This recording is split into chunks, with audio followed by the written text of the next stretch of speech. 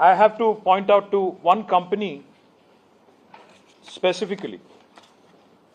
This is a company called Shodha Constructions. उसका directors का report भी मैं आपको दे दिया हूं, कॉपी एक देख लीजिएगा. ऑडिटेड रिपोर्ट है. 21-22 में इस कंपनी की नेट प्रॉफिट थी 2.2 crore. It's a very small company which has no qualification, no capital of sorts even to execute any kind of work. In 2021, this company's net profit was 3.5 crores. In 21-22, the net profit was 2.2 crore. I am sharing the document of the company from the audited report from the director's report. Now, this company belongs to the Baumardi Kemo Amrutam Panchi. అర్హత లేని కంపెనీకి 1137 కోట్ల రూపాయల వర్కులు కట్టబెట్టి, ఇది Shodha constructions యొక్క audited report.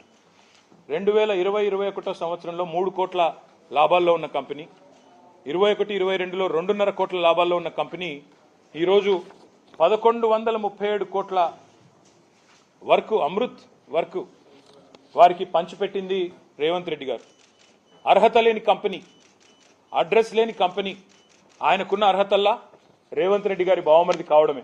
ఆ కంపెనీకి ఈరోజు ఇంత పెద్ద ఎత్తున ఐహెచ్పి లాంటి కంపెనీతో జాయింట్ వెంచర్ కుదిరించి, ఇక్కడ చూడండి ఐహెచ్పి యొక్క దయార్ద్ర హృదయం ఎంత గొప్పది అంటే, వాళ్ళ హృదయం ఎంత పెద్దది అంటే, ఇంత పెద్ద కంపెనీ ఐహెచ్పి లాంటి కంపెనీ వాళ్ళేమో 20% పని చేస్తారంట. ఈ 1137 కోట్ల కాంట్రాక్ట్లో 80% పని రేవంత్ రెడ్డి గారి బావమరిది గారి కంపెనీ చేస్తుందట. ఏ కంపెనీకి అయితే 2 కోట్ల లాభాల్లో ఉందో ఆ కంపెనీ దాదాపు 800-900 కోట్ల వరకు వాళ్ళు చేస్తారట. మరి వాళ్ళకి పైసలు ఏడికెళ్ళి వస్తాయి, ఏదేడికెళ్ళి వస్తుంది చెప్పాలి.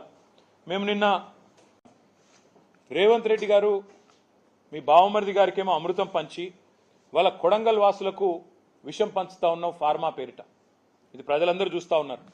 నిన్న జరిగిన సంఘటన, ప్రజల తిరుగుబాటు ఏదైతే కొడంగల్లో ప్రారంభమైందో, మీ బావమరిదికేమో ఇక్కడ అమృతు, మీ అల్లుడు గారి ఫార్మా కంపెనీకేమో కొడంగల్లో భూములు గుంజుకోవాలా, దానికి మీ తిరుపతి రెడ్డి గారి దాదాగిరి, అల్లుడు కోసం ఈరోజు కొడంగల్ని బలిపెట్టే పరిస్థితి ఈరోజు కనబడతా ఉంది. అందుకే ప్రజల తిరుగుబాటు కూడా అక్కడ మొదలైంది.